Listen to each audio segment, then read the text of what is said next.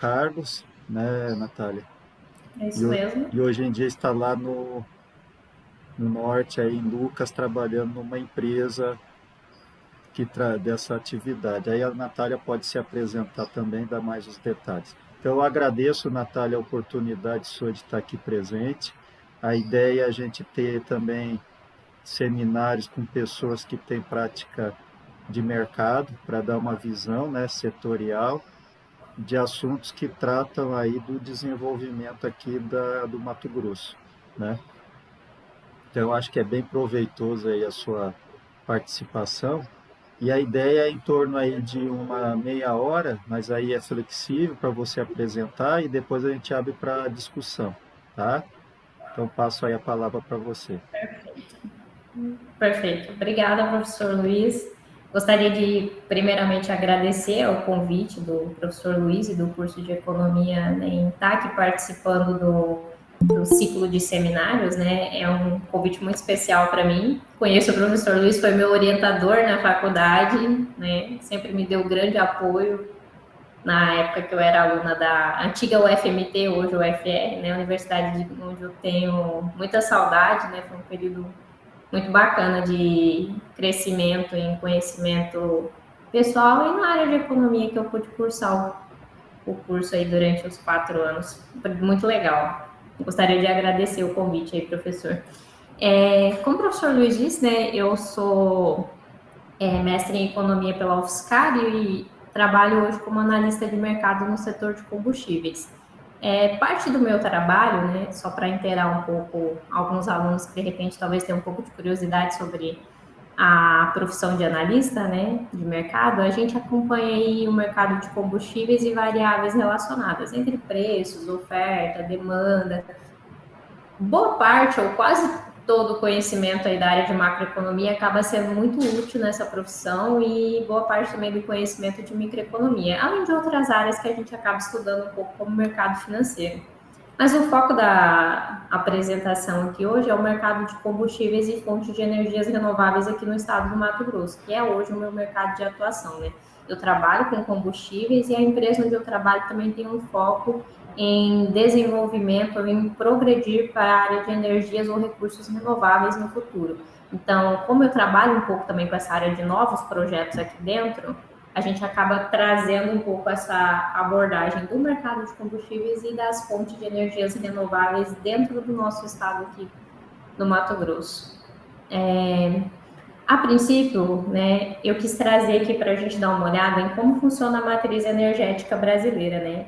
Esse aqui é um trabalho um pouco recente do EPE, que é o Empresa de Pesquisa Energética, que eles divulgam todo ano como é que está balanceada a nossa matriz energética a nível nacional. Então, você tem aí 33% de toda a energia que é consumida dentro do Brasil como vindo de fonte de petróleo ou derivados de petróleo, né? Quando a gente fala de matriz energética, a gente está falando do consumo de combustíveis, de energia elétrica, de outras fontes de energia que movem alguma coisa, né? Então, o conceito de energia tem esse vínculo com o movimento, né?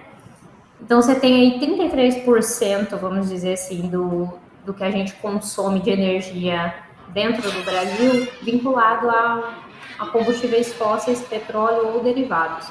O estado do Mato Grosso é o oitavo maior consumidor de combustíveis do país. Como a gente tem uma forte ligação com o agro, né, a atividade agrícola e pecuária acaba consumindo muito combustível, né? Então, você tem aí o Mato Grosso como o oitavo maior consumidor de combustível do país, consumindo em torno de 4,9, quase 5 bilhões de litros no ano passado, né? É um consumo bastante expressivo, né? Perdendo aí para alguns estados do Sudeste só e alguns que têm uma economia um pouco mais pujante. O estado demanda aí mais ou menos 6% do consumo de diesel nacional e 5% do consumo de etanol hidratado. Então, dá para ver que existe um certo equilíbrio aí dentro do estado, né? O Mato Grosso se caracteriza por um estado que consome bastante etanol hidratado, né? Até porque faz parte da nossa matriz de produção energética o etanol. Então, o consumo de combustíveis e derivados de petróleo, ele também teve um aumento bastante significativo no estado no ano passado, né, que é quando a gente foi saindo aí desse período de pandemia e a nossa participação foi aumentando cada vez mais no consumo nacional e a gente consumiu aí 82% mais ou menos do consumo de combustíveis dentro do estado do Mato Grosso foi de origem relacionada ao petróleo ou derivados de petróleo. O etanol ficou aí com uma participação de 17,2%. Vale a gente destacar também que quando a gente fala de combustíveis fósseis ou derivados de petróleo, a gente tem o diesel que movimenta os veículos pesados e máquinas agrícolas. É por isso que ele tem uma participação tão expressiva dentro do nosso estado, porque você tem máquinas agrícolas e tudo o que chega praticamente até o estado, que não vem pela ferrovia, né, acaba vindo pelos meios rodoviários, aí você acaba consumindo bastante diesel. E o etanol hidratado fica mais aí a cargo dos veículos leves, né, carros de passeio, aí você tem realmente um consumo um pouquinho menor, né, menos expressivo, vamos dizer assim. Eu trouxe aqui para nós um gráfico da evolução da demanda de diesel e gasolina no estado do Mato Grosso e bem ao lado a gente tem um gráfico da evolução da demanda de etanol hidratado no estado. É interessante a gente observar que a demanda por diesel ela é crescente dentro do estado, né? Tem aí os últimos 10 anos, uma década aí de informação, de 2012 até 2021, você tem uma demanda crescente por diesel dentro do estado do Mato Grosso e uma demanda por gasolina que varia um pouco em alguns anos. Dá para perceber ali no gráfico que a linha em verde, que demonstra ali o consumo de gasolina dentro do Mato Grosso, ela teve uma queda nos períodos de 2019 ali, 2017, 2018, 2019, e aí ela voltou a tomar uma posição ascendente ali da curva. E do ladinho tem a curva do etanol, que a gente também viu um crescimentozinho do etanol. E reparem que quando a gasolina, o consumo de gasolina voltou a crescer a partir de 2019, 20, 21, você tem uma queda no consumo de etanol, né? Isso não é uma característica só do estado do Mato Grosso. Durante esse período de pandemia, a gente viveu uma situação bastante atípica no mercado de combustíveis. Então, você tem toda uma turbulência que se gerou no mercado de petróleo, né? Isso refletiu no mercado nacional com o aumento dos preços dos combustíveis.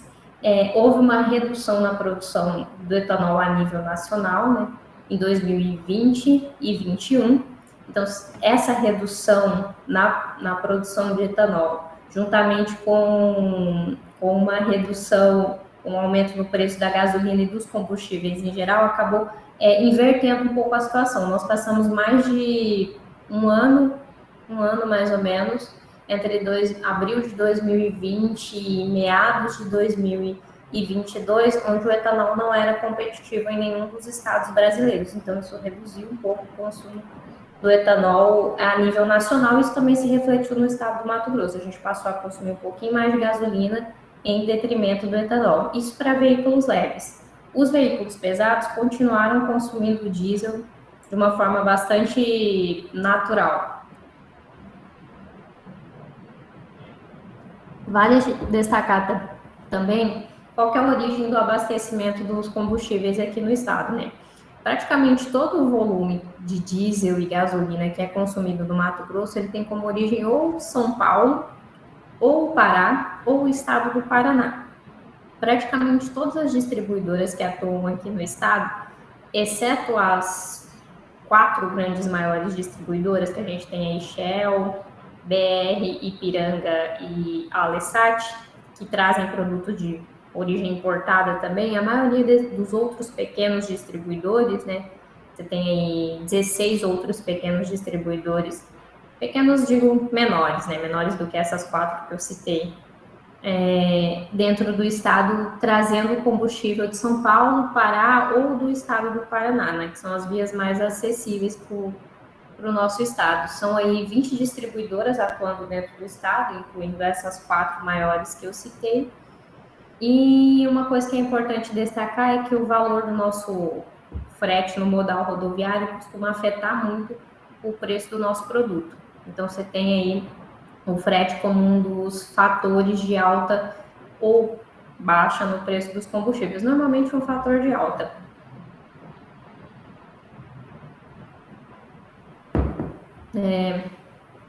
É bastante interessante a gente destacar esse modal logístico, né, essa forma como a logística é feita, para a gente entender algumas coisas também sobre o que influenciam os preços dos combustíveis aqui dentro do Mato Grosso. Né? Como a gente não tem nenhuma refinaria dentro do estado, né, o Brasil se caracteriza como um país com grandes refinarias, em sua maior parte estatal, na região de costa do país, né, você acaba tendo um certo problema logístico em trazer o combustível até aqui. Então, esse é um dos fatores que pode influenciar um pouco os preços aqui dentro do estado. Eu decidi colocar até um tópico aqui mais específico, né? O que influencia os preços no mercado estadual? Então, você tem aí, dentro do mercado de combustíveis fósseis ou derivados de petróleo, ou mesmo os combustíveis renováveis, como o etanol e o biodiesel, o que influencia o preço desses combustíveis aqui dentro do estado? Né? Você tem aí o primeiro aspecto, que é o mercado internacional, que influencia os preços de modo geral, né, a nível nacional, influencia o posicionamento da Petrobras em relação aos preços, já que a Petrobras é quem regula ou quem dita o preço médio de mercado para gasolina e diesel, né? Eles têm, se vocês tiverem curiosidade de consultar, o site da Petrobras oferece lá uma série de informações sobre preço de paridade de importação, que é uma continha básica que eles fazem com relação ao derivado de petróleo no mercado internacional, câmbio, e comparam com o nosso preço interno. Então, dá para você ter um pouco de noção sobre como é que a gente está distante ou mais próximo do mercado internacional. A política de preços da Petrobras segue o mercado internacional. Se há variações positivas no mercado internacional, a Petrobras eleva o preço dentro do Brasil em suas refinarias. Isso sobe o preço para todas as outras distribuidoras que compram da Petrobras ou importam produto. Então, você tem uma ligação direta dos preços com o mercado internacional, variando de acordo com as variações no barril de petróleo ou gasolina no mercado internacional, ou heat oil, que é um insumo para produzir diesel. Você tem o câmbio como uma forte influência também sobre os preços, a oferta e a demanda por combustíveis também como um dos fatores que influencia diretamente o preço dos combustíveis. Quando a gente diz mercado internacional, aí a gente está se referindo a preços a nível nacional e a preços também no mercado interno do Mato Grosso. Então, é uma jogada bastante, é um conceito bastante global. Se há alterações no preço do barril de petróleo no mercado internacional, isso reflete ou gera já uma expectativa de alta ou redução dos preços aqui no nosso estado e em todo o Brasil. Outros fatores que podem afetar os preços são cargas tributárias, né, ICMS estadual ou impostos federais, como o CID, PIS, COFINS, PIS, PASEP, COFINS também, o COFINS não está aí, mas também a gente pode citar ele como um dos impostos que afetam o mercado de combustível. Recentemente, nós tivemos uma mudança na legislação tributária a respeito dos impostos referentes aos combustíveis, né? Você tem o governo federal cortando todos os impostos federais, CID, PIS, PASEP e COFINS, sobre todos os combustíveis, diesel, gasolina e etanol. No etanol, a gente pagava em torno de 11 centavos, mais ou menos, de PIS e COFINS. Então, todos esses impostos vão a zero até a data limite de 31/12/2022, para o ano que vem ainda não sabemos como vai ficar. E você tem os impostos estaduais, como o ICMS, que também sofreram alteração. Todos os estados tiveram que reduzir o ICMS do combustível ao mesmo valor de ICMS aplicado a bens essenciais, ou seja, os combustíveis foram incluídos em uma categoria onde eles passam a ser bens essenciais e, portanto, são tributados com a mesma alíquota dos bens essenciais. No estado do Mato Grosso, essa alíquota é 17%.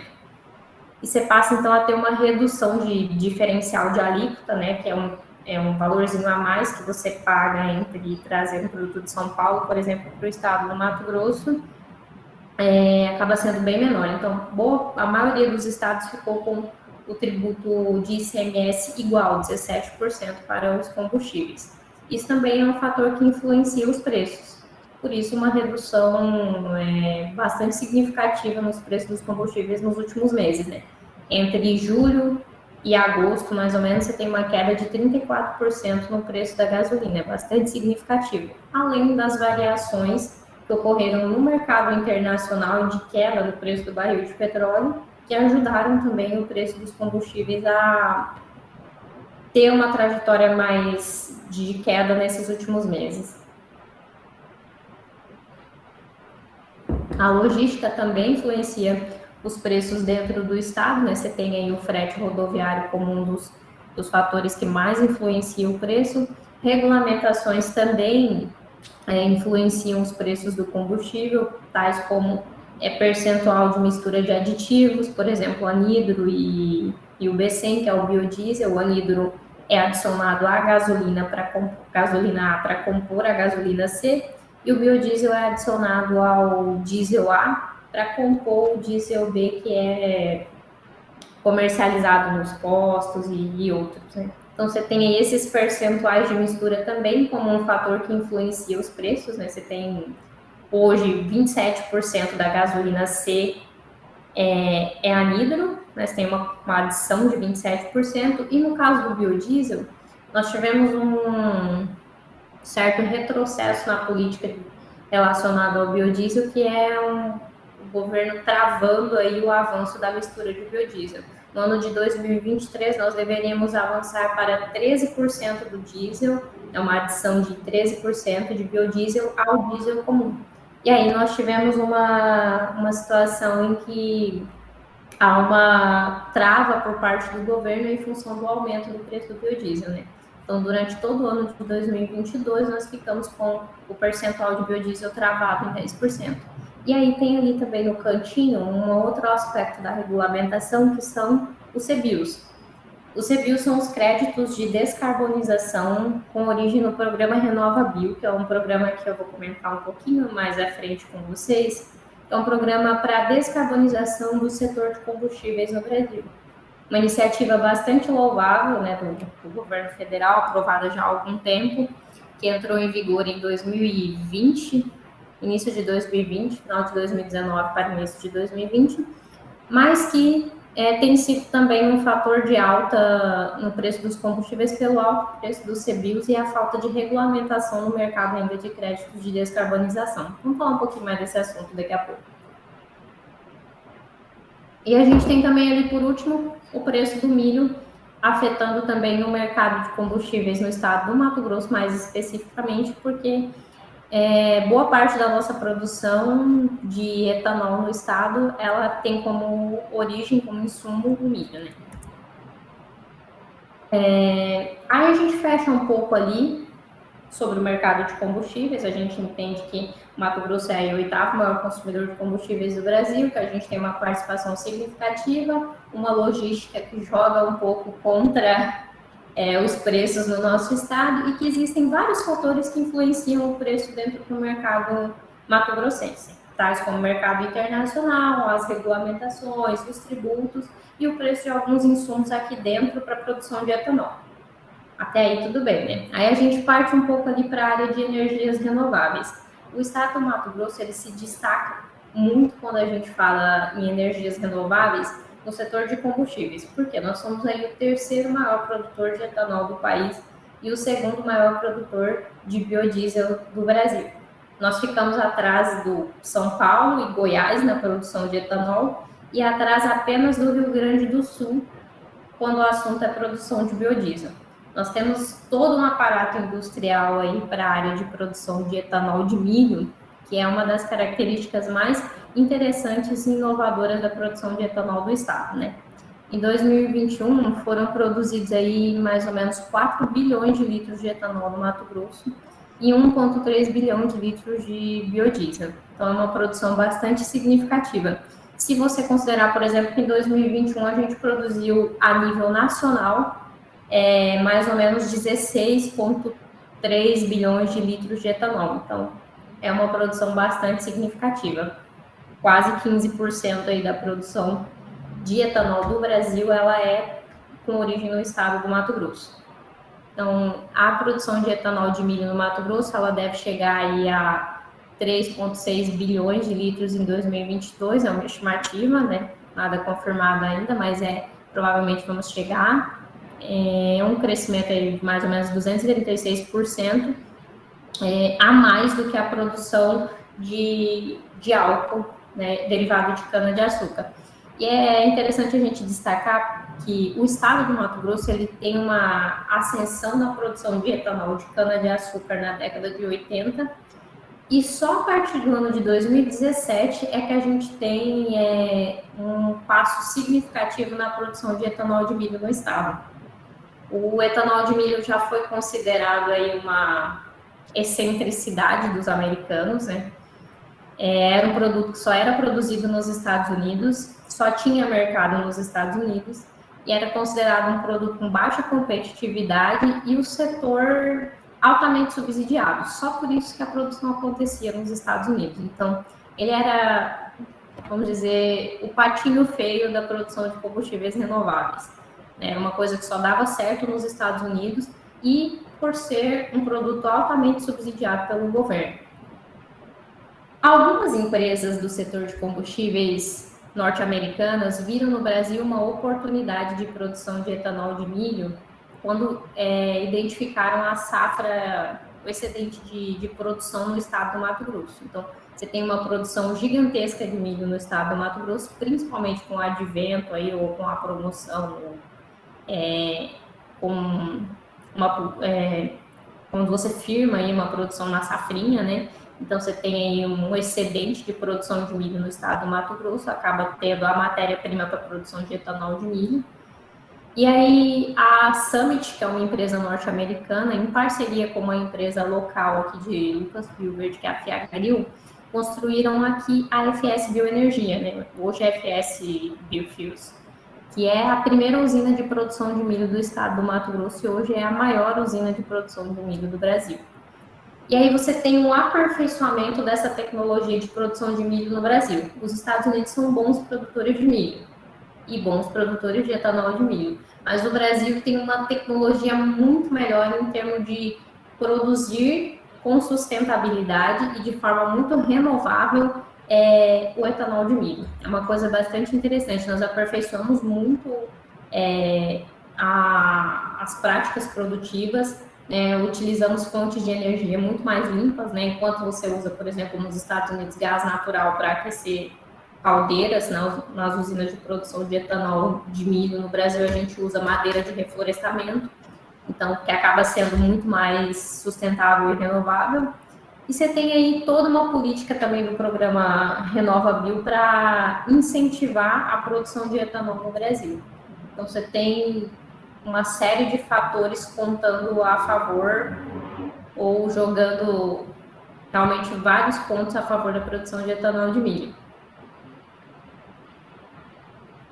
A previsão é que nesse ano de 2020 você tenha uma moagem de aproximadamente 15 milhões de toneladas de cana-de-açúcar, além de 8 milhões aí de toneladas de milho para a produção de etanol dentro do estado do Mato Grosso. Então, são números bastante expressivos. Outras fontes de energia renovável que a gente tem aqui dentro do estado também se destinam ao consumo de energia fotovoltaica. Você tem aí o estado do Mato Grosso liderando a expansão da matriz energética brasileira de energia fotovoltaica no ano de 2021, tanto em geração distribuída quanto em geração centralizada. A geração distribuída é quando você tem uma pequena unidade gerando consumo para aquela própria unidade, ou seja, normalmente é quando você tem painéis de energia solar na sua casa, ou quando você tem uma indústria e a própria indústria gera energia solar para alimentar a própria planta, e a geração centralizada é quando você tem uma fazenda ou uma usina de geração de energia solar. O Mato Grosso, ele é um setor aí de energia solar, acabou se tornando um mercado bastante promissor pelo barateamento, pela redução nos custos, né, de implantação desse tipo de projeto.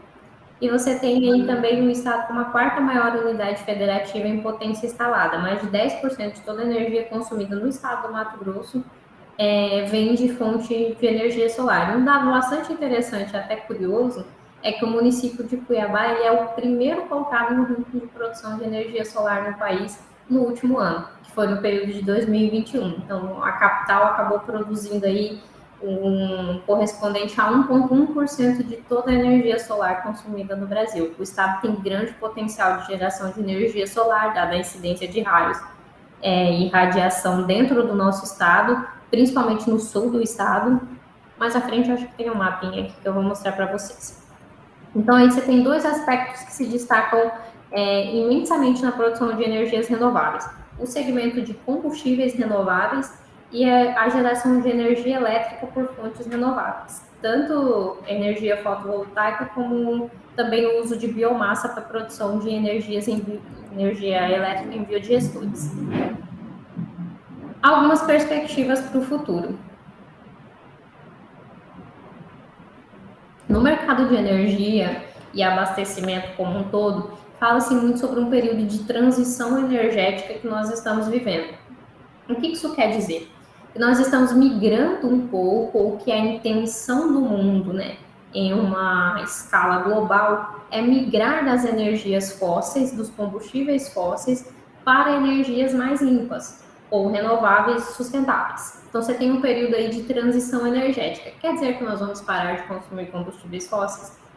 Não vejo dessa forma, né? Mas vejo que nós vamos avançar muito em termos de consumo de energias mais limpas. Isso é uma demanda do consumidor e isso também é uma demanda das maiores empresas privadas em alguns segmentos.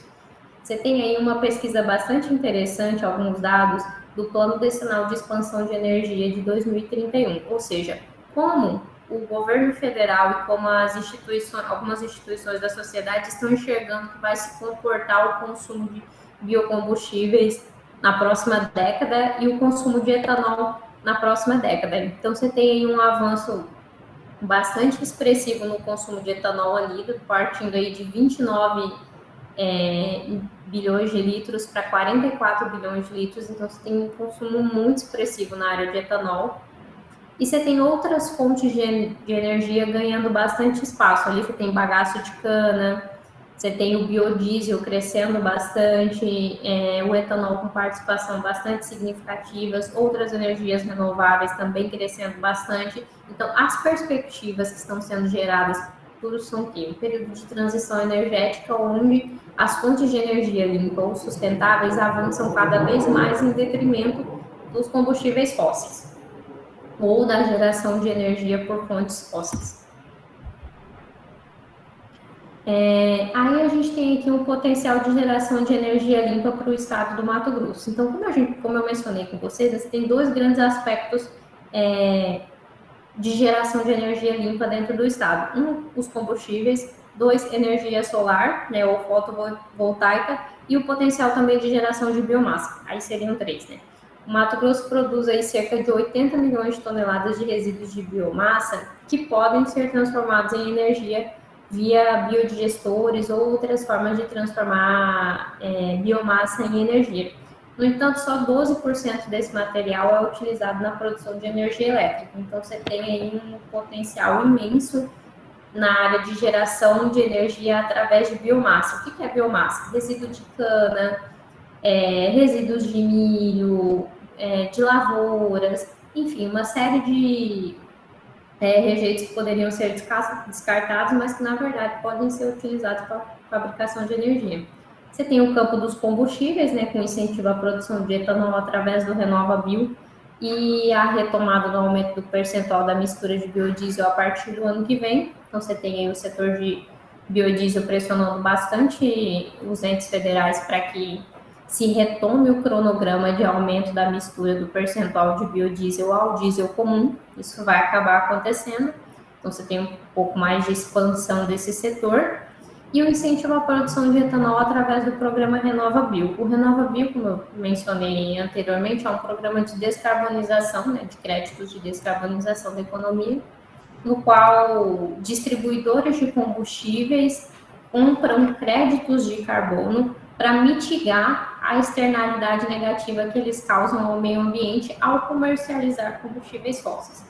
É só o distribuidor que paga? Não, a sociedade paga por consumir esse combustível fóssil, porque esse acréscimo no preço do combustível, dado que eu tenho que comprar crédito de descarbonização para suprir as toneladas de carbono que eu emiti com o combustível que eu vendi, ele é repassado ao consumidor. Então, você tem aí um programa que tenta mitigar esses efeitos. E o valor dos créditos de descarbonização, ele vai para as usinas de etanol e biodiesel que emitem esses créditos de descarbonização através da sua produção de energia renovável. É como se você tivesse um enforcement para que a usina que produz uma energia limpa continue a produzir uma energia limpa de forma cada vez mais eficiente e um enforcement negativo para que distribuidores de combustíveis fósseis reduzam aí um pouquinho a sua comercialização de combustíveis fósseis em detrimento de combustíveis mais limpos. No estado do Mato Grosso são aí 18 unidades de produção de etanol, algumas delas em expansão, são 8 usinas de produção de biodiesel, boa parte delas já cadastradas no RenovaBio, vistoriadas pelas empresas que fazem assessoria ao programa e que são credenciadas para avaliar se essas plantas realmente produzem de forma sustentável e atendendo aos critérios do RenovaBio para que elas possam emitir os certificados de CBIOS e assim comercializar eles na Bolsa de Valores. Além disso, você tem novas tecnologias de locomoção de veículos leves e de carga, né? Existem vários estudos, por exemplo, testando o uso do etanol em máquinas agrícolas e combustíveis pesados, ou o uso de outros combustíveis como veículos híbridos, né? Que pode ser também uma das opções para uso de energias mais limpas que pode ser usada no Mato Grosso. E o potencial de geração de energia limpa por energia fotovoltaica dentro do estado. A gente tem aí um mapa de radiação no Mato Grosso, dá para a gente ver que na região sul e nordeste ali do estado você tem bastante radiação, então um potencial de geração de energia fotovoltaica bastante considerável. Alguns fatores de atenção ao qual nós devemos ficar atentos a produção agrícola será capaz de suprir toda a necessidade da indústria de geração de energia limpa, já que a gente produz a maior parte do nosso etanol, por exemplo, através do milho, e o biodiesel também utiliza soja e milho como insumo para a produção. Então, essa é um dos questionamentos que a gente precisa se perguntar dentro do estado, né?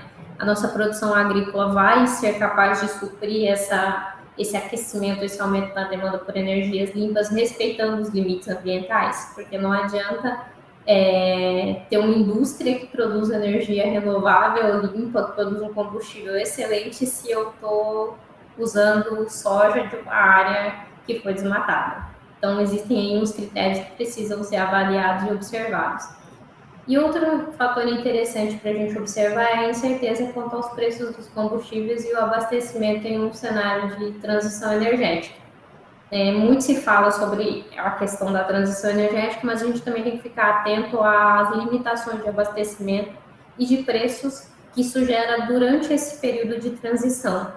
A gente teve exemplo claro nos últimos meses, quando a gente teve preços altíssimos do petróleo e preços altíssimos dos combustíveis a um nível mundial. Então, é preciso ordenar essa transição energética para que a gente consiga dar espaço para os combustíveis renováveis e outras fontes de energias limpas, elétrica ou outros em questão, sem gerar desabastecimento e respeitando a limitação. Eu diria que a